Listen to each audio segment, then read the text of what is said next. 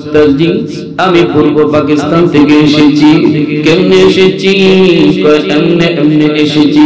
উস্তাদজি কুকুরে কামড় দিছে আমারে, এই কুকুরের কামড়ের উসিলায় আল্লাহ আমারে পানি পথ পাঠাইছে।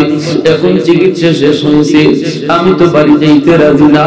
আমি তো বের হয়েছি আপনার মাদ্রাসায় ভর্তি হওয়ার জন্য। হুজুর আপনি আমাকে ভর্তি করুন। এইবার বড় হুজুর বলতেছে বাজান রে দেরি হয়ে গেছে রে বাজান, আমার ভর্তি নেওয়ার সময় শেষ, ভর্তির টাইম তো শেষ।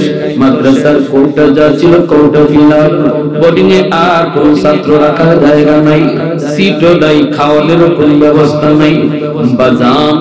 বাজান এবারের মতো অন্তত বাড়ি চলে যাও, আগামী বছর তুমি আসলে পরে ভর্তি করব। এর পানিপথ 10 বছরের বালক মোহাম্মদুল্লাহ হাফিজি তিনি পানিপথ যাওয়ার জন্য মনে মনে সিদ্ধান্ত নিয়ে নিয়েছেন, কিন্তু মা অনুমতি দেন না, বাবা অনুমতি দেন না। মা বাবা কয় বাজান এত দূর কেমন করে যাবা? না বাবা কোনো প্রয়োজন নাই। কিন্তু ওনার মন তো মানে না। যেই দিন শিক্ষার কারণে মালিক আমাকে খায়, আমাকে বাঁচায়, যেই দিন শিক্ষার কারণে মালিক গোটা জাতিকে বাঁচায়, এই দিন আমি অবশ্যই আমার সিনায় নিব, কোরআনের শিক্ষা আমি লাভ করব। কিন্তু কেমনে যাবেন পানিপথ? ছোট্ট বালক মোহাম্মদুল্লাহ হাফিজি যাবেন কেমন করে? একবার তিনি আত্মীয়র বাড়িতে বেড়াবার কথা বলে, মার কাছ থেকে তিনি ছুটি নিয়ে নিলেন। মাকে বলতেছেন মা আমাকে অনুমতি দাও, আমি খালার বাড়িতে বেড়াতে যাই। মা যদি কিছু লেট হয়ে যায়, যদি কয়েকদিন দেরি হয়ে যায়, মা গো তুমি টেনশন করবা না, টেনশন করবা না। এই বইলা তিনি খালার বাড়িতে বেড়ানোর কথা বলে সেই নোয়াখালী থেকে পায়ে হেঁটে 20 থেকে 25 মাইল চাঁদপুর লঞ্চ ঘাট, এই চাঁদপুর লঞ্চ ঘাটে চলে আসলেন। তখনকার সময় চাঁদপুর থেকে স্টিমার অথবা লঞ্চে করে খুলনা যেতে হতো। খুলনা নামার পর খুলনা থেকে রেলে করে ট্রেনে করে ভারত যাওয়া লাগতো। পানিপথ যেতে হলে ট্রেনে যাইতে হবে। আল্লাহর ওলি ছোট্ট বালক 10 বছরের বালক মোহাম্মদুল্লাহ হাফিজি তিনি নদীর পারে পারে হাঁটতেছেন। কোন লঞ্চে উঠতে হয়, কেমন করে খুলনায় নামতে হয় কিছুই তো বুঝেন না। ছোট্ট বালক বুঝবেন কেমন করে? কোনদিন তো জান নাই, কিন্তু অন্তরের ভিতরে কোনো ভয় নাই। যেই মানুষটা বড় হওয়ার পর আল্লাহর ওলি হয়, শিশুকালে আল্লাহ তার চেহারার মধ্যে, তার দিলের ভিতরে, তার নজরিয়ার ভিতরে আল্লাহ পাক তার ওলি হওয়ার যোগ্যতা রেখে দেয়। সুবহানাল্লাহ। নদীর পারে পারে হাঁটেন, কিন্তু কোথায় স্টিমার কোথায় লঞ্চ কিছুই তো বুঝেন না। বুঝার তো কোনো কথাও না। আল্লাহর কাছে শুধু দিলে দিলে চাইতেছেন মালিক কেমন করে যাব, খুলনা কেমন করে নামবো, কোথায় কোন লঞ্চে উঠা লাগবে কিছুই তো আমি বুঝি না। একটার পর আর একটা লঞ্চ লাগতেছে, কোন লঞ্চ খুলনা যায় তাও তো জানি না। ছোট্ট বালক কিন্তু বের হয়েছেন আল্লাহকে পাওয়ার উদ্দেশ্যে। এজন্য আল্লাহ পাক রব্বুল আলামিন বলে ওয়াল্লাযীনা জাহাদু ফীনা লানাহদিয়ান্নাহুম সুবুলানা ওয়া ইন্নাল্লাহা লামাআল মুহসিনিন। আল্লাহ পাক রব্বুল আলামিন কয় আমাকে পাওয়ার জন্য তুমি যদি চেষ্টা করো, সামনের পথ আমি আল্লাহ তোমার জন্য সহজ করে দিব। সুবহানাল্লাহ। হঠাৎ করে মানুষ, কে সেই মানুষ হুজুরের কাছে আইসা কই বাবা, ছোট্ট বালক এ বাবা তুমি ছোট মানুষ, নদীর কিনারায় পারে পারে কেন হাঁটো? কি কোথায় যেতে চাও? আল্লাহর ওলি ছোট্ট বালক মুহাম্মদুল্লাহ হাফিজি তখন তিনি বলতেছেন, চাচা যান, আমার বাড়ি হলো নোয়াখালী, আমি 20-25 মাইল পায়ে হেঁটে এখানে এসেছি। কেন এসেছ? আমি খুলনা যাব। কেন খুলনা যাবা? খুলনা থেকে রেলে করে ট্রেনে করে আমি ভারতের পানিপথ যাব, ভারতের পানিপথ যাব। এই কথা বললে তিনি কান্দেন আর বলেন, চাচা কিন্তু কেমন করে খুলনা যেতে হয় আমি জানি না, খুলনা কেমন করে যেতে হয় তাও জানি না, কোন লঞ্চে উঠতে হবে, কোন স্টিমারে উঠতে হবে তাও বুঝি না, বুঝার কথাও না। লোকটা তখন কয়, বাবা টেনশন তুমি করবা না, আমি তোমাকে খুলনা পর্যন্ত পৌঁছাবো, কারণ আমার বাড়ি হলো খুলনা, এসেছি মেয়ের বাড়িতে বেড়াইতে। আল্লাহু আকবার করে ব্যবস্থা করে দিলেন কে? একটু জোরে আওয়াজ দিয়ে বলেন কে? প্রশংসা করব কার? বিপদে পড়লে উদ্ধার করে কে? আলহামদুলিল্লাহ কদ্দারা খাইরান ওয়া খাবালা,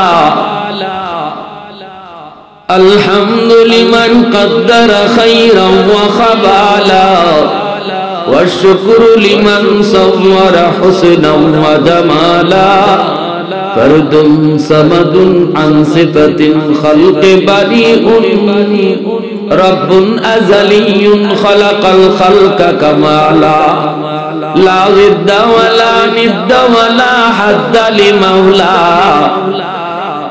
لا ضد ولا ند ولا حد لمولى، الآن كما كان ولم يلق زوالا، الآن كما كان ولم يلق زوالا।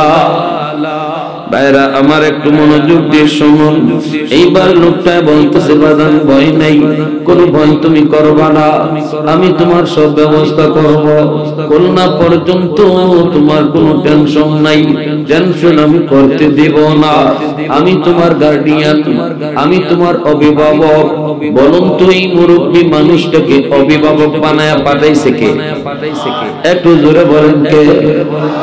উঠলেন তিনি লঞ্চে, খুলনায় তিনি নামলেন। এইবার লোকটা তো চলে গেল, কিন্তু এখন তিনি কোথায় যাবেন? কোথায় যায় রেলের টিকিট কাটবেন? কেমন করে কোন রেলে উঠে তিনি ভারত যাবেন?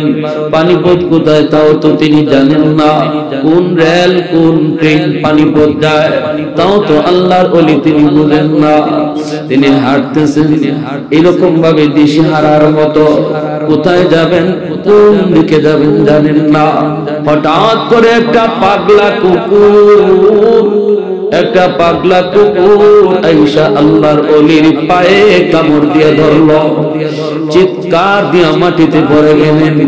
মানুষজন দৌড়ে আসলো, আয়েশা ওনাকে কোলে নিল। মানুষের অন্তরের ভিতরে মহব্বত ঢুকায় দিছে কে?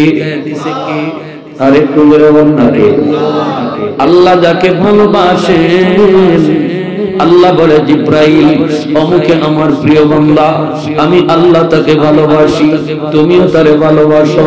আসমান জমিনে এলান করে দাও, আসমান জমিনে এলান করে দাও, সে আমার প্রিয় বান্দা, আমিও ভালোবাসি, তুমিও ভালোবাসো, তারাও যেন তাকে ভালোবাসে। এজন্যই ওলি আল্লাহদেরকে সাধারণ মানুষেরা এত ভালোবাসে, এত পছন্দ করে, কারণ হলো আল্লাহ যাকে ভালোবাসে মানুষও তারে ভালোবাসে। হঠাৎ করে কুকুর, পাগলা কুকুরের কামড়, চিৎকার দিয়া মাটিতে পড়ে গেলেন। ডানে বামে মানুষগুলি দৌড়ে আসলো, কুলে উঠায় আদর করে দৌড়ায় তারা হাসপাতালে নিয়ে হাজির। ডাক্তারের কাছে যাইয়েই এলাকার মানুষরা কয়, ডাক্তার সাহেব আপনি তাড়াতাড়ি বাচ্চাটার চিকিৎসা করেন, বাচ্চারা তোমাদের কি হয়? মানুষেরা কয় কিছু হয় না, চিনিও না, বাড়ি কোথায় তাও জানি না, কিন্তু চেহারার দিকে তাকাও, চেহারার দিকে তাকাইলে বড় মায়া লাগে। ডাক্তার দেখেই কয় এই পাগলা কুকুরের কামড় তো বাংলাদেশে এখনো চিকিৎসা আসে নাই। পূর্ব পাকিস্তান তখন কয় পূর্ব পাকিস্তানে বাংলা এরকম পাগলা কুকুরের কোন কামড়ের চিকিৎসা এখনো আসে নাই। তাহলে কোথায় এই চিকিৎসা আছে? বলতেই ডাক্তার কয় পাগলা কুকুরের কামড়ের চিকিৎসা শুধু এক জায়গায়, আর সেই জায়গা হলো ভারতের পানিপথ। একটু জোরে আওয়াজ দিয়ে কন্যা সুবহানাল্লাহ। হুজুর তিনিও রওনা দিয়েছেন কোরআন শিক্ষা করার জন্য। যাবেন কোথায়? পানিপথ। যাবেন কোথায়? নামটা একটু মনে রাখেন না। যাবেন কোথায়? এখন দারুল উলুম দেওবন্দ, তখনকার সময়ে ছিল পানিপথ। তিনিও যাবেন পানিপথ, কিন্তু পানিপথের রাস্তা কোনটা তিনি জানেন না, কেমনে যেতে হয় তাও বুঝেন না। আল্লাহ কয় বান্দা আমি আল্লাহ তোমাকে পাঠানোর ব্যবস্থা করতেছি। পাঠানোর ব্যবস্থা আল্লাহ করলেন পাগলা কুকুর পাঠাইয়া। এইবার আল্লাহর ওলি মুহাম্মদুল্লাহ হাফিজি আল্লাহর শুকরিয়া আদায় করে আর কান্দে, মালিক আমি তো এতক্ষণ বুঝি নাই কেন তুমি আমারে কুত্তার কামড় খাওয়াইছো। আমি তো মনে করছি আমি তোমাকে পাওয়ার জন্য বের হলাম, কিন্তু তুমি আমাকে কুকুরের কামড় কেন খাওয়াইলা? এখন বুঝতেছি, এখন বুঝেছি আল্লাহ কেন কুকুরের কামড় খাওয়াইছো। তুমি তো কুকুরের কামড় খাওয়াও নাই, তুমি আমাকে পানিপথ পাঠাইছো। আরেকটু জোরে সুবহানাল্লাহ। আহাদুন লাইসা কামিসলি সামাদুন লাইসা কাফাদলি লিমানিল মুলকু তুগুই তো সাজাওয়ার খুদাই তো খুদাওয়ান্দ আমি তো খুদাওয়ান্দ সারি তো খুদাওয়ান্দ জমিনি তো খুদাওয়ান্দ সমাই तू रहीमी तू करीमी तू समीई तू बसीरी तू मुइद्दी तू मुदिल्ली तू मलिकिल अर्श बजाई बरी अज खुरदन ओ खुफ्तन बरी अज तहमत मर्दन बरी अज बीम उम्मीदी बरी अज रंज बलाई। अल्लाहु अकबर। এলাকার মানুষেরা কয় তাড়াতাড়ি চলো, রেল স্টেশন যাই। মানুষগুলির কলিজার ভিতরে শিশু বাচ্চাটার দরদ ঢুকায় দিছেন কে? একটু জোরে মালিকের নাম কে? আল্লাহর ওলি তিনি সুজা চলে গেলেন। চিকিৎসা শেষ করার পর তিনি চলে গেলেন মাদ্রাসায়। যাই তিনি বড় হুজুরকে সালাম দিয়ে মুসাফা করলেন। ছোট্ট বালক 10 বছরের বালক যাইয়ে তিনি কান্দাইনার বলেন উস্তাদজি আমি পূর্ব পাকিস্তান থেকে এসেছি। কেমনে এসেছি? কয় এমনে এমনে এসেছি উস্তাদজি, কুকুরে কামড় দিছে আমারে। এই কুকুরের কামড়ের উসিলায় আল্লাহ আমারে পানিপথ পাঠাইছে। এখন চিকিৎসা শেষ হয়েছে, আমি তো বাড়ি যাইতে রাজি না। আমি তো বের হয়েছি আপনার মাদ্রাসায় ভর্তি হওয়ার জন্য। হুজুর আপনি আমাকে ভর্তি করুন। এইবার বড় হুজুর বলতেছে বাজান রে দেরি হয়ে গেছে রে বাজান, আমার ভর্তি নেওয়ার সময় শেষ, ভর্তির টাইম তো শেষ। মাদ্রাসার কোটা যা ছিল কোটা ফিলার, বোর্ডিং এ আর কোন ছাত্র রাখার জায়গা নাই, সিটও নাই, খাওয়ানোর কোনো ব্যবস্থা নাই। বাজান এবারের মতো অন্তত বাড়ি চলে যাও, আগামী বছর তুমি আসলে পরে ভর্তি করব। আমার মালিকের কালাম না লইয়া দেশে যাব না। এই সিনে আমার মালিকের কালাম না লইয়া দেশে যাব না। যে কালামের উসিলায় আল্লাহ আমারে খাওয়ায়, আমার বাপ মারে খাওয়ায়, আমার প্রতিবেশীরে খাওয়ায়, আমার দেশের মানুষে খাওয়ায়। এই সিনায় কোরআন না লইয়া আমি দেশে যাব না। এইবার উস্তাদে কইতেছে বাজান রে তাহলে কেমনে ভর্তি করব? বোর্ডিং এ খাওয়ার কোনো ব্যবস্থা নাই, থাকার একটা সিট পালাইবার জায়গাও নাই। এইবার তিনি কান্নাইনার বলেন উস্তাদজি তাহলে অন্তত আমাকে ভর্তি করুন, টাকা খাওয়ার ব্যবস্থা মাদ্রাসায় করা লাগবে না গো, টাকা খাওয়ার জিম্মাদার হবে আমার আল্লাহ। আপনি আমাকে শুধু ভর্তি করুন, বাবা খাওয়ার জিম্মাদার আমার মালিক।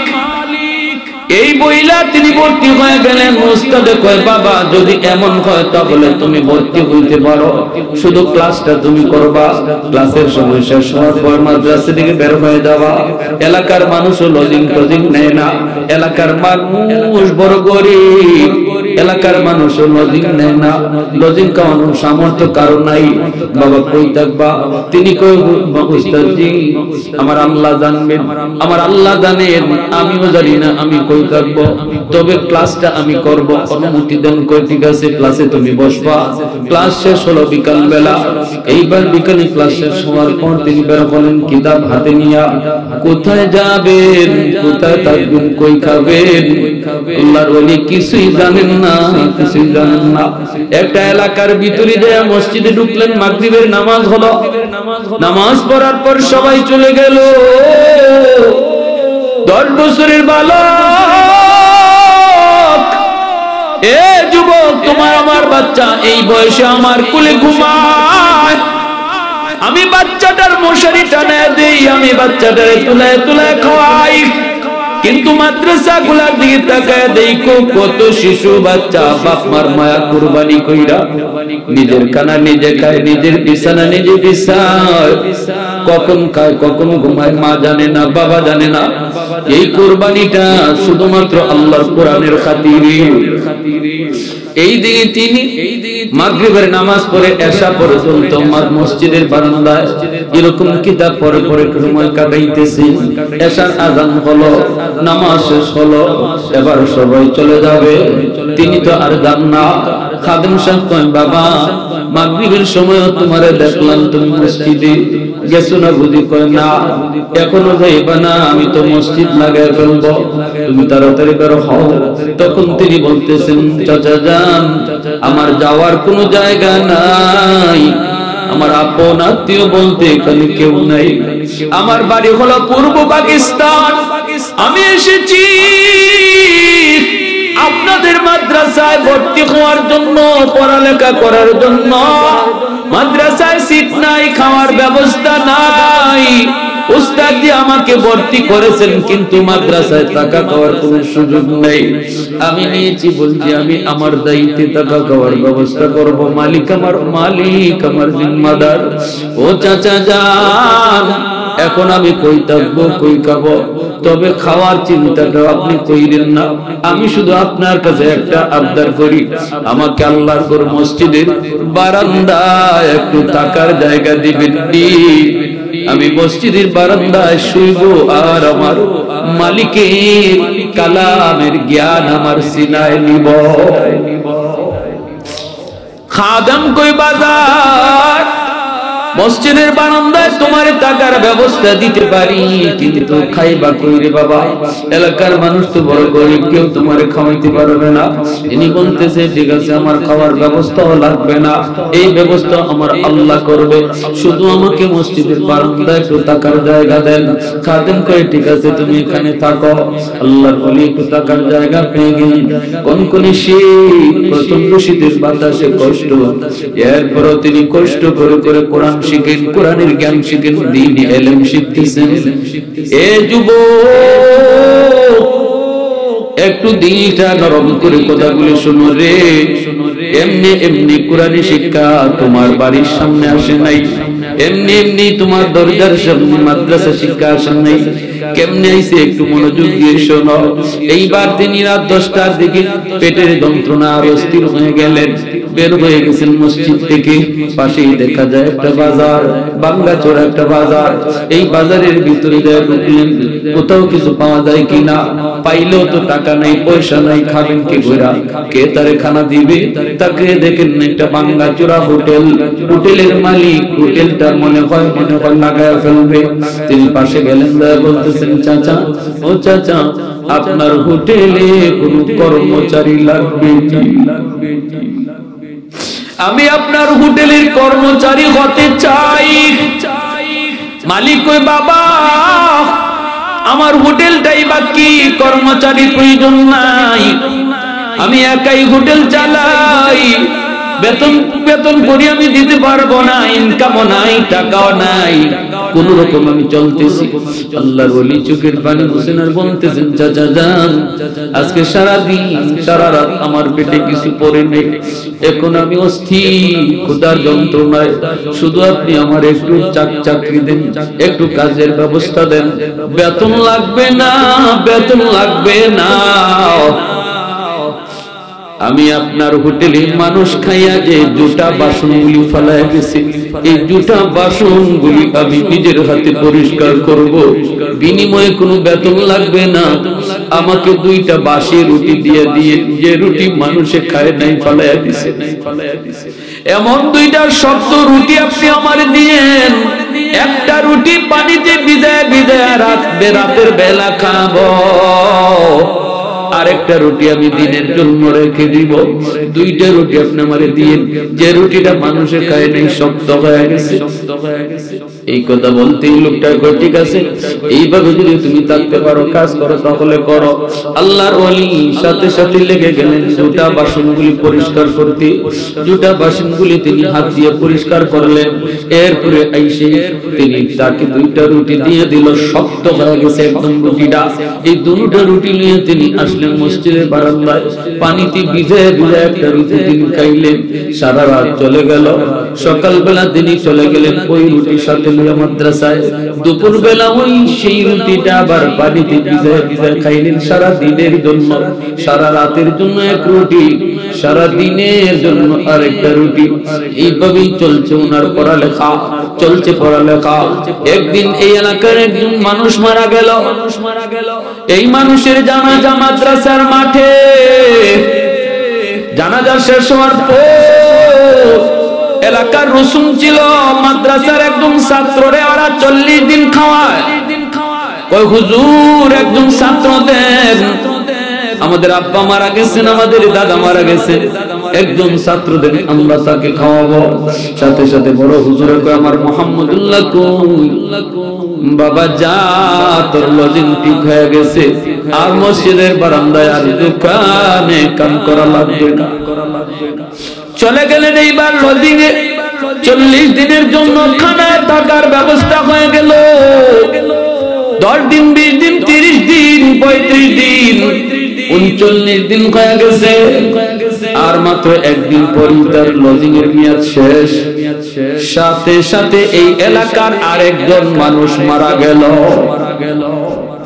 আবারও জানাজা মাদ্রাসার মাঠে আইনা হাজির। জানাজা শেষ হওয়ার পর হুজুর ছাত্র একজন যেন 40 দিনের জন্য, বড় হুজুর কয়, আমার মুহাম্মদুল্লাহ তো রেডি, তার তো আর মেয়াদ আছে মাত্র একদিন। ও মুহাম্মদুল্লাহ, আগামী কাল থেকে তুমি এই বাড়িতে তোমার লজিং, ওই বাড়িতে 40 দিন তুমি খাবা। 40 দিনের জন্য খানার ব্যবস্থা হয়ে গেল। ভালোই তো চলছে আলহামদুলিল্লাহ, খাওয়া থাকার কোনো টেনশন নাই, বড় আরামে আছেন, সুন্দর পড়ালেখা করতেছেন। অল্প দিনের ভিতরে উস্তাদের নজরে পড়ে গেলেন মাদ্রাসার 1 নাম্বার ছাত্র। পড়ালেখা, আদব, আখলাক সব দিক দিয়ে সমস্ত উস্তাদের নজরে পড়ে গেলেন। এই বাড়িতেও 30 দিন 39 দিন যে হয়, মাত্র আর একদিন মেয়াদ। সাথে সাথে এলাকার আরেকজন মানুষ মারা গেল। পরপর 3টা জানাজা মাদ্রাসার মাঠে হওয়ার পর বড় হুজুর সহ এলাকার সমস্ত মানুষের কানাঘুষা শুরু হয়ে গেল। ঘটনা কি? হায় হায়, ঘটনা কি? 39 দিন হতে না হতে একজন মানুষ মারা যায়। হুজুর ঘটনা কি? একটু তাড়াতাড়ি কর। এইবার বড় হুজুর কয়, আমি জানি না, আমিও তো কিছু বুঝি না। হুজুর আপনার এই ছাত্র 39 দিন যে হয়, মাত্র আর একদিন মেয়াদ থাকে, তখনই মানুষ একজন মইরা যায়। বড় হুজুর কয়, আমি কিছুই বুঝতেছি না বাবা, কিছুই বুঝি না। তিনি রাত্রে ঘুমাইছেন, বড় হুজুরের পেরেশানি, বড় টেনশন। ঘুমাইছেন, স্বপ্ন যুগে মরুর দুলাল আমার আপনার নবী বড় হুজুরের কাছে হাজির। দয়ার নবী, মায়ার নবী ডাক দিয়া কয়, ও মিয়া আব্দুল্লাহ, তুমি বুঝি হিকমত বুঝো নাই? বুঝো নাই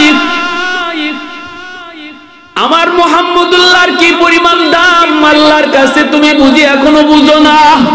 তাড়াতাড়ি করে মাদ্রাসায় তার থাকা খাওয়ার ব্যবস্থা করো, নতুবা এলাকার একজন মানুষও আল্লাহ রাখবে না, তবু মুহাম্মদুল্লাহর খানা আল্লাহ বন্ধ রাখবে না। একটু জোরে আওয়াজ দেখুন সুবহানাল্লাহ, আর একটু জোরে সুবহানাল্লাহ।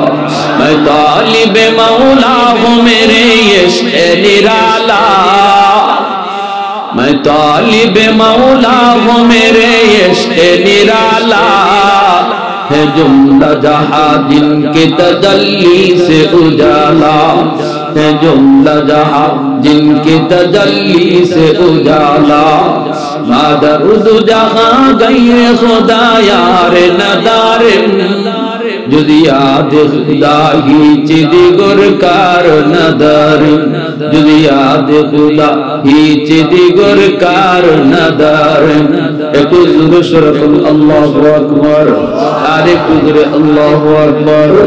এই মুহাম্মদুল্লাহ হাফিজ জি কোরআন সিনাই নিয়ে দেশে আইছেন, আইসা তিনি এলাকায় খিদমত করছেন, হাজারো মাদ্রাসা প্রতিষ্ঠা করছেন, জগৎ বিখ্যাত আল্লাহর ওলি হইছেন। বাথরুম থেকে বের হইছেন, খাদেম দেখে মুখ দিয়া রক্ত বের হয়। খাদেম কয় হুজুর আপনি বাথরুমের ভিতরে বুঝি পইরা গেছেন? হুজুর কয় না বাবা করি নাই। কেন আপনার মুখ দিয়ে তো রক্ত? ইনি হাত দিয়া দেখে এই দিক দিয়ে রক্ত বাইরে বাইরে পড়ে। হুজুর কি হয়েছে একটু কম। এইবার তিনি কয় বাবা একটু কইমু, কিন্তু তুই কারো কাছে কইস না, বল কি সে একটু কম। হুজুর বলবো না। ওই বাবা বাথরুমে ঢুকলাম, না পা জায়গায় ঢুকছি, আল্লাহর নাম নেওয়া যায় না নিষেধ, কিন্তু আমার জিহ্বা আল্লাহর জিকির বন্ধ রাখে না। আমি বারবার কইতেছি বন্ধ কর বন্ধ কর বন্ধ কর, এটা নাপাক জায়গা, এখানে জিকির করা যায় না, কিন্তু জিহ্বা আমার কথা মানে না। এক পর্যায়ে বাধ্য হইয়া জিহ্বারে আমি দাঁত দিয়া কামড় দিছি, এই কামড়ে রক্ত বের হয়ে গেছে। এত বড় জগৎ বিখ্যাত ওলি হয়েছেন, ওলি সিনায় কোরআন নিয়েছেন, কি পরিমাণ কষ্ট, কি পরিমাণ মুজাহাদা। এদের উসিলে আল্লাহ জগৎ টিকায় রাখছে রে যুবক। আজকে তোমার এলাকার যে মাদ্রাসা, এই মাদ্রাসার খাতির আল্লাহর নবী কয় ইন্নাল আলিমা ইস্তাগফিরু লাহু মান ফিল আরদ ওয়া মান ফিস সামা হাত্তাল হিতান ফি জাওফিল মা ওয়া ফি রিওয়ায়াতিন আন্নাল্লাতু ফি জুহরিহা। নবী কয় তোমরা যদিও এই ছোট বাচ্চাটার কদর বুঝো না, তোমরা যদিও এই হাফেজের কদর বুঝো না, কিন্তু আসমান জমিনের আর যত মাখলুক, এমনকি গর্তের পিপিলিকা, পানির নিচের মাছ পর্যন্ত মাদ্রাসার কদর, আলেম হাফেজের কদর তারা বুঝে।